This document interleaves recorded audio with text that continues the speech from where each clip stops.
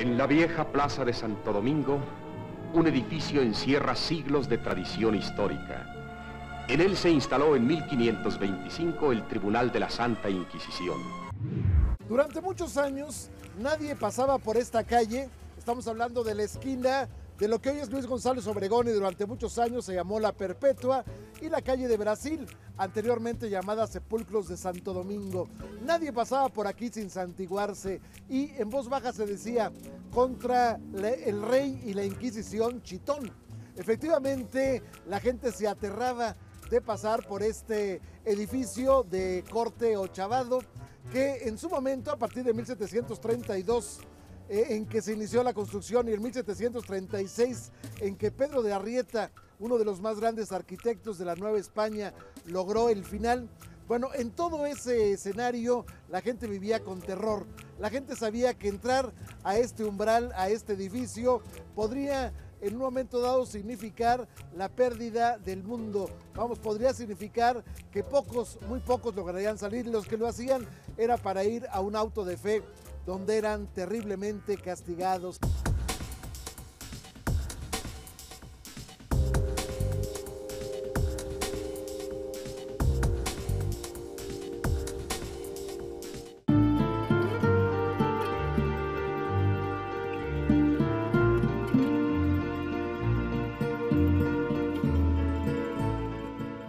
Aquí se juzgaba a los rebeldes, a los remisos, a los herejes. A los reos de muerte se les aplicaba garrote vil. El macabro aparato destrozaba la nuca del ajusticiado. Bienvenidos a una emisión más de Leyenda Urbana. Yo soy Cintia Francesconi y este programa es muy interesante, ya que vamos a tocar un tema tortuoso. Usted ha oído hablar del Santo Oficio, o también conocido como la Santa Inquisición. Pues en este programa vamos a hacer un recorrido por toda la historia y todas las prácticas de este, que es uno de los periodos más espeluznantes de la historia.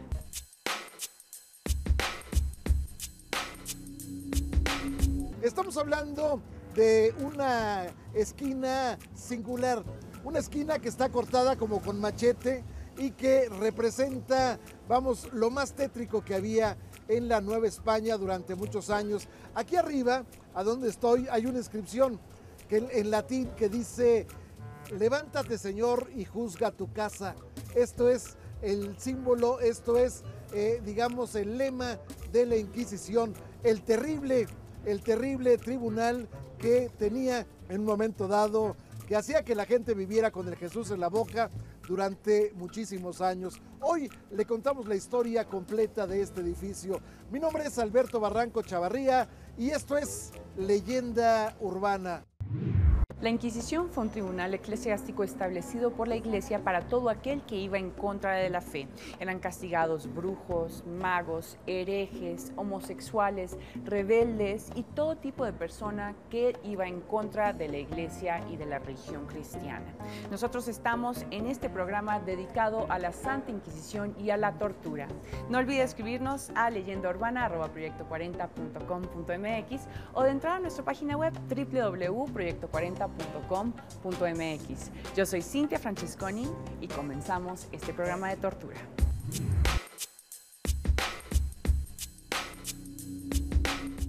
El primer reo que fue llevado a un auto sacramental para finalmente ser quemado vivo fue un nieto de Netzahualcóyotl, hijo de Netzahualpilli, llamado Carlos Obechtochin y Mendoza.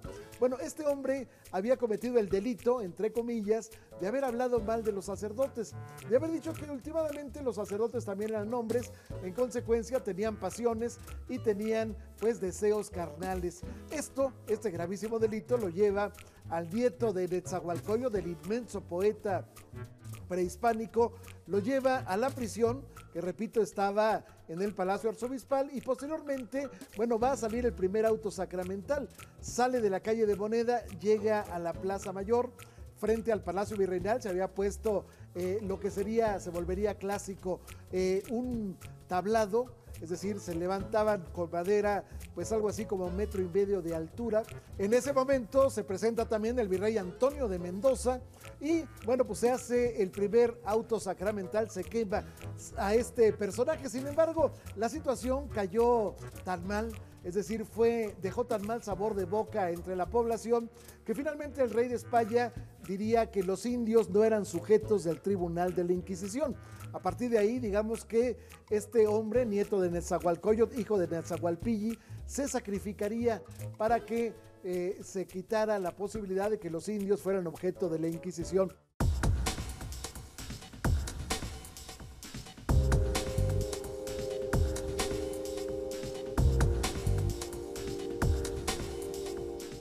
La gran mayoría de aparatos e instrumentos de tortura eran creados para el sexo femenino. De hecho, el 85% de los instrumentos que existen eran creados para las mujeres. Uno de los más famosos es el cinturón de castidad.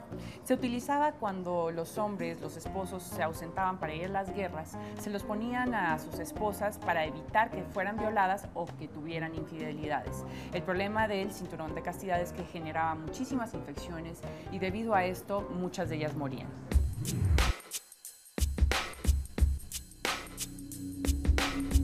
¿Qué delitos perseguía la Inquisición?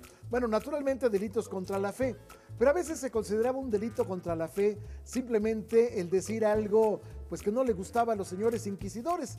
El caso más dramático verdaderamente es de un señor Diego de Peñalosa, que había sido gobernador de Nuevo México. Él algún día dijo que si bien algunos podían no salir quemados de la Inquisición, todos ellos podían jurar que saldrían chamuscados.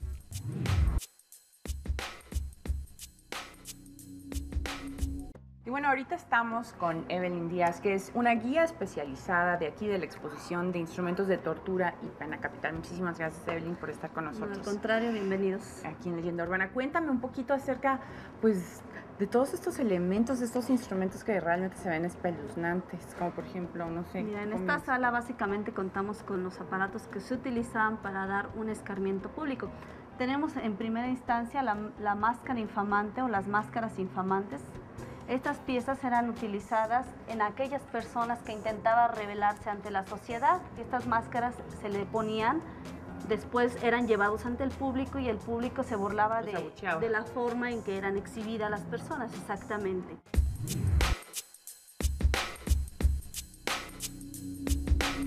A veces se acusaba a la gente de bigamia, a veces se acusaba de suplantación de persona, en ocasiones suplantación de profesión. A veces el delito mayor de que se acusaba a las personas era practicar la ley de Moisés, como decían antes, es decir, ser judío, practicar la ley de Moisés. Bueno, en ocasiones a la gente se le revisaba y si se daban cuenta que había sido circuncidado, entonces era llevado a juicio, porque la circuncisión estaba prohibida para los católicos.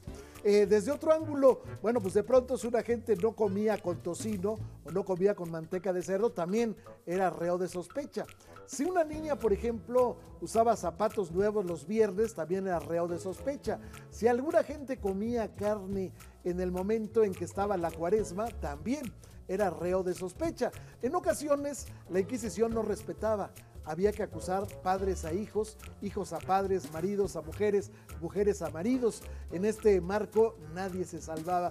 ¿Por qué los aparatos de la Inquisición, que todavía los podemos admirar, entre comillas, actualmente en el Palacio de Minería, por qué los aparatos están hechos más para mujeres? Bueno, porque las mujeres eran más difíciles de delatar. Era curioso, era más fácil que un hombre se doblegara y delatara a su mujer, en ocasiones a su madre, en ocasiones a su hijo, que una mujer en un momento dado delatara a su hijo. En este marco, bueno, pues había el potro. El potro era un instrumento terrible. A la gente se le enroscaba en una especie de rueda y bueno, se le daba vueltas para estirarle las coyunturas. Vamos, se descoyuntaba. Se perdía pues la posibilidad de movimiento de esta persona.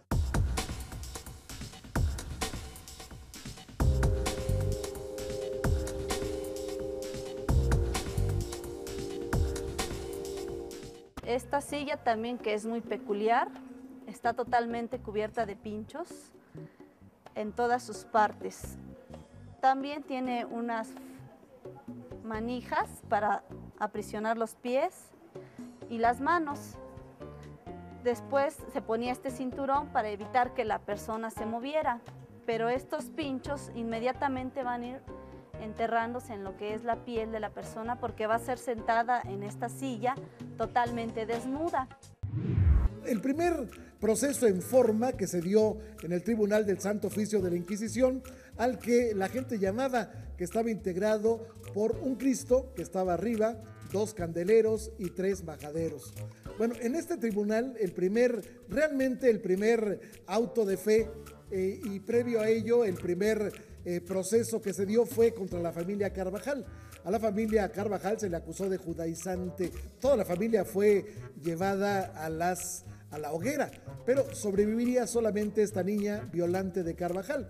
Si uno ve el mural de Diego Rivera, Sueño de una tarde dominical en la Alameda, que está en un recinto especial cerca de la Alameda, bueno, pues se encontrará con esta figura de esta niña Violante de Carvajal, la única sobreviviente de esta familia trágica. Las expresiones culturales son el alma de un país. Sus proyectos generan una sociedad crítica y reflexiva, y estas manifestaciones son merecedoras de tiempos de inteligente esparcimiento que nos ayudan a complementarnos internamente. Nosotros estamos en este especial de la Santa Inquisición y la tortura. No se muevan.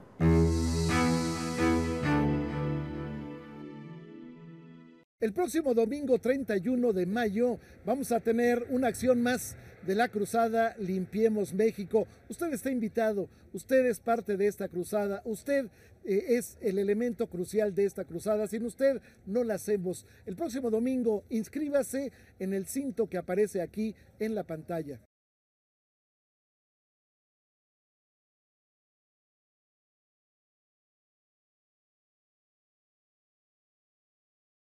Aplícate, limpiemos nuestro México. La gran familia azteca te invita a unirte al movimiento de limpieza más grande en la historia del país, el próximo 31 de mayo. La basura es un enorme problema y recogerla no es tarea fácil, pero sería más sencillo si todos cooperamos. Ayúdanos a limpiar nuestro México este próximo domingo 31 de mayo.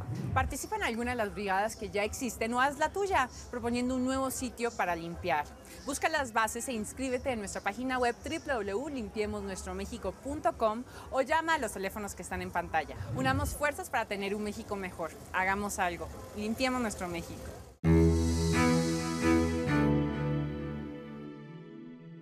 Seguimos aquí en el Palacio de Minería en la exposición de instrumentos de tortura y pena capital, y esta es una de las salas más grandes que encontramos, además con uno de los instrumentos que yo diría que es de los más llamativos. Claro que sí, esta es la pieza más peculiar de esta exposición, la más grande y también la que causa mayor atracción. Se conoce como la doncella de hierro o de Nuremberg. Esta pieza que vemos aquí tiene unos pinchos por dentro, colocados de una forma estratégica, con la intención de causar el dolor a la persona que va a ser sometida a este suplicio, y la muerte por desangración, una muerte lenta, una muerte dolorosa, una muerte atroz.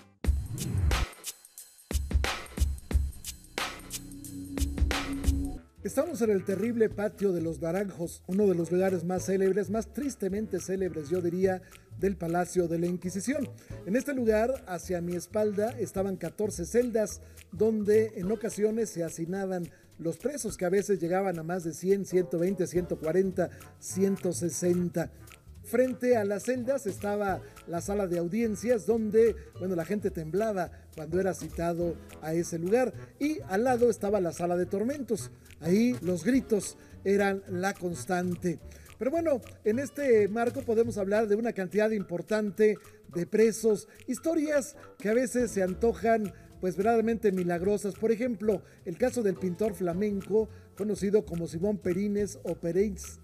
Este hombre había sido acusado de que se dedicaba más a pintar a gentes, más a pintar retratos de personas que a pintar escenas religiosas o vírgenes o cristos. En consecuencia, bueno, pues era una gente que era sospechoso de reo contra la fe. Se le lleva al Tribunal del Santo Oficio, se le somete a presidio, y entonces, bueno, pues quizás por una distinción especial, porque era un pintor muy notable, bueno, se le permite que lleve un pincel y que lleve algunas pinturas a su celda. ¿Qué pasa dentro de la celda? Bueno, pues este hombre llega a pintar una Virgen del Perdón tan maravillosa que finalmente cuando los inquisidores abren la puerta y ven aquel portento, bueno, pues deciden perdonarlo. ¿Qué fue de esta Virgen, la Virgen del Perdón, que se plasmó con solamente una rendijita que entraba de luz? ¿Cómo le hizo este hombre a la luz de una vela? ¿Cómo le hizo para pintar? Nadie sabe. El hecho es que esta imagen fue llevada justamente al altar del perdón, que está a la entrada de la Catedral Metropolitana. Justamente los reos, cuando llegaban los reos de la Inquisición, los que estaban ya, los que habían sido perdonados, bueno, pues ellos podían entrar a la catedral y entonces se hincaban ante la Virgen del Perdón. Nosotros seguimos en la exposición de instrumentos de tortura y pena capital de la Inquisición aquí en el Palacio de Minería, apoyados por Fundación UNAM. Si eres alumno o exalumno, devuélvele a la universidad algo de lo que ella te dio. Afíliate a Fundación UNAM.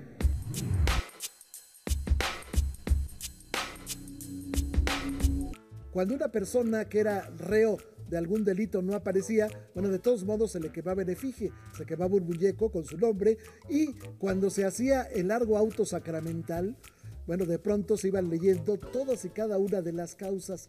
Imagínese usted que el virrey llegaba a las 6 de la mañana y en ocasiones eran las 6 de la tarde y todavía estaba ahí, porque se leía una por una las causas. A veces eran 70, a veces eran 140 los reos y uno por uno se iban diciendo. Y bueno, la de Guillén de Lampar fue impresionante, toda la causa que se fue leyendo. Pero otros prodigios de que nos hablan ya a título de leyenda de la Inquisición es la mulata de Córdoba. La mulata de Córdoba era una mujer bellísima, lo que llaman pues una mujer morena de ojos verdes, intensamente verdes, como pantera. Bueno, esta mujer se le acusó quizás por su belleza, quizás porque era una mujer muy deseable, quizás por todo ello se le acusa de hechicería. Ella llega y efectivamente ya en las mazmorras de la Inquisición quizás haría pacto con el diablo, porque la leyenda, esto no hay documentos fehacientes que lo comprueben, pero bueno, la leyenda dice que esta mujer de pronto dibujaría un navío en la pared de la celda. Este navío, cuando llegan por ella para llevarla al auto de fe, bueno, pues ella le dice al carcelero adiós, salta sobre el navío y el navío se va con ella. Eso es lo que dice la leyenda en torno a eso, pero repito, son muchas las historias.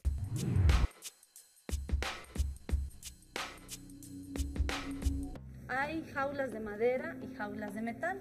Esta que es de madera tiene, como podemos ver, el esqueleto ya ahí de aquella persona que fue acusada por cometer el delito de robo a transeúntes, robo a la mar, robo a las embarcaciones, es decir, o el robo común de alguna pieza de pan o de un poco de miel durante la Edad Media, del siglo V al XV. Las personas eran aprisionadas dentro de estas jaulas, no se les proporcionaba alimento, obviamente, tampoco se les daba agua y prácticamente se les ponía totalmente desnudas dentro de esa jaula. Eso iba a provocar que la persona o muriera de frío o de inanición o de falta de agua.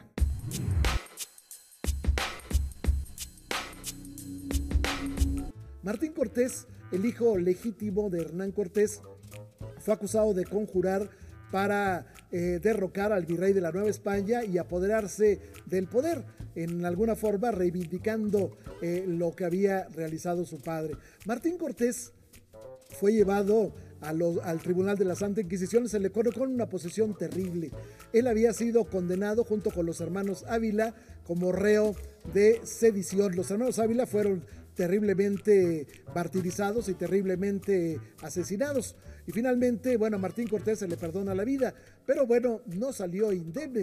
Se le coloca en una suerte de escalera, una escalera con picos. Finalmente se le hace en tal posición, se le curva el cuerpo de tal forma que la cabeza le queda abajo de los pies. En esa posición se le coloca una cubeta llena de agujeros, y la cubeta tenía aquí una suerte de guillotina o de grillete que era de madera y que cada vez que movía la cabeza le jalaba y lo estrangulaba. Bueno, en esa posición a Martín Cortés se le dan a tomar 24 picheles de agua, es decir, se le llena el estómago hasta estallarlo. No era la primera vez que en un momento dado los estómagos se estallaban ante tanta agua o vino que se les hacía tomar. El caso de Martín Cortés no fue así, pero bueno, el tormento fue terrible. Finalmente Martín Cortés regresaría a España, pero como ese, pues hay una cantidad impresionante de procesos de la Santa Inquisición.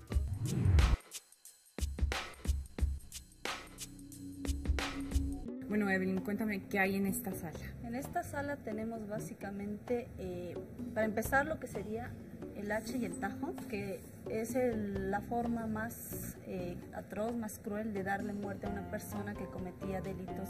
Porque a la persona que era llevada a morir decapitada con un hacha, prácticamente primero las personas la abucheaban, la golpeaban, después era llevada al cadalso y una vez que estaba la persona ya inconsciente, era puesta su cabeza sobre el tajo y el verdugo tenía que hacer la parte más atroz, más terrible, que era cortar la cabeza, se decía de un solo tajo, pero muchas de estas ocasiones no sucedía así. ¿Por qué? Porque dañaba una oreja, dañaba una mandíbula y entonces la persona sufría una muerte muy terrible, una muerte atroz. Era aplicada a aquellas personas que cometían delitos como el robo, que era un delito muy común, pero que sí era castigado por la decapitación.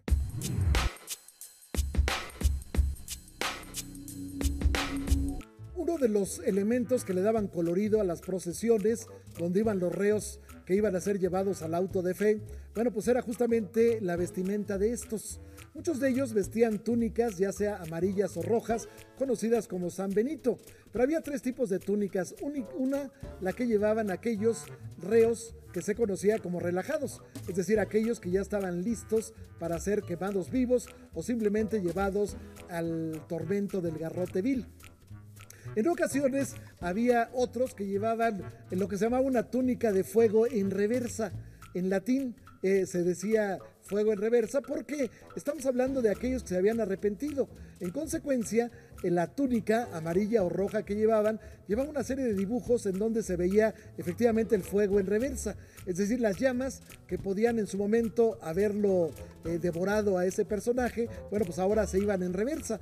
Entonces, bueno, pues eso simbolizaba lo que llevaba en la túnica. Además, se ponía un cucurucho inmenso llamado coroza, en donde se dibujaban escenas diabólicas, se dibujaban escenas terribles, culebras, sapos y demás.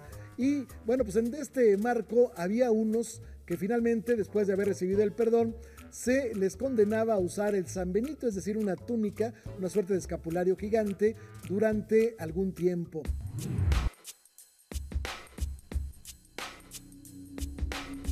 Evelyn, cuéntame un poquito acerca de este aparato que es un poco como complicado de entender. Consiste en una rueda de carro común de la época de la Edad Media que tenía una estaca. Esta estaca era enterrada en el piso y la rueda tenía que tener una forma perpendicular. Este castigo era una forma ejemplar de llevar a cabo el sometimiento de aquella persona que intentaba rebelarse ante la voluntad del rey o aquella persona que cometía un delito común como el del robo.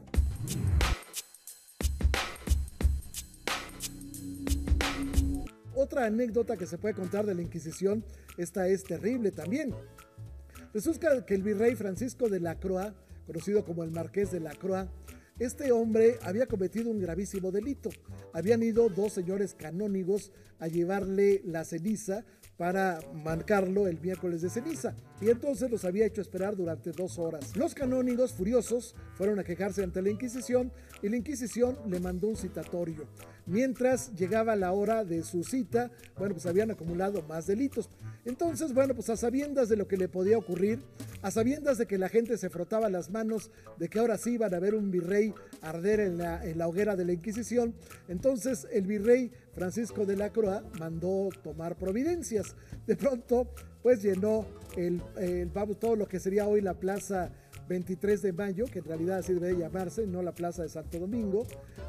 Después le cuento por qué. Bueno, llenó esta plaza de arcabuceros, eran 250 arcabuceros, había, bueno, pues 20 cañones dispuestos a lo que fuera, y entonces entró muy orondo, muy garboso, y se subió, entró por este patio, se sube a la sala de audiencias, se dijo: señores, aquí estoy para que se les haya ocurrido llamarme, pero les advierto que no quiero quitarles su tiempo, y ustedes, bueno, tienen el tiempo muy corto, y yo también lo tengo, así es que si en 10 minutos no salgo, bueno, pues la gente que está allá afuera tiene órdenes de disparar. Así las cosas, bueno, pues el señor se salvó.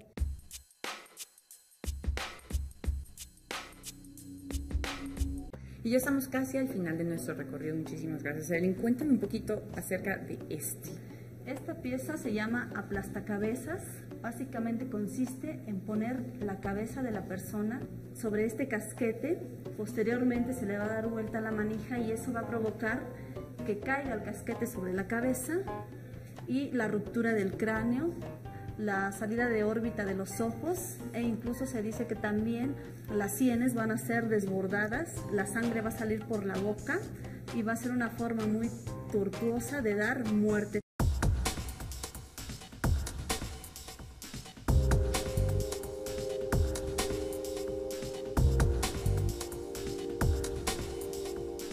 El caso de Martín de Villavicencio, Martín Droga, como le decían algunos, Martín Garatuza, como lo inmortalizó la novela. Martín Garatuza era un estafador, un hombre que un día, bueno, pues le quitó los papeles de sacerdote a un hombre que había caído en el camino. Y entonces hizo pasar como sacerdote, pero astuto como era, resulta que a la hora de celebrar misa, decía, ay, me duele mucho el estómago, no puedo celebrar. Y luego le decían, oiga, pues déla como, no, es que me duelen las manos, las tengo hinchadas las manos. Se cuidaba, pues, sin embargo, pues era un terrible estafador. Al punto que cuando llega la Inquisición, donde estuvo preso, bueno, pues llegó a estafar a los propios reos que estaban en la Inquisición. En los archivos de la Santa Inquisición podemos ver conservados todos los detalles exactos del proceso de tortura a los acusados y a las víctimas de la época. De hecho, son tan exactos estos manuscritos que podemos ver las confesiones exactas, los gritos, los lamentos y los ruegos por misericordia. Estos manuscritos son invaluables ya que recrean el horror que vivían estas víctimas a la hora de su muerte. Este es un programa más de Leyenda Urbana. No olvide escribirnos a leyendaurbana@proyecto40.com.mx o de entrar a nuestra página web www.proyecto40.com.mx. Yo soy Cintia Francesconi y nos vemos la próxima semana. Les damos las gracias por habernos permitido entrar a la sala de su hogar y lo invito a que el próximo sábado a las 10 de la noche esté con nosotros en un capítulo más de Leyenda Urbana.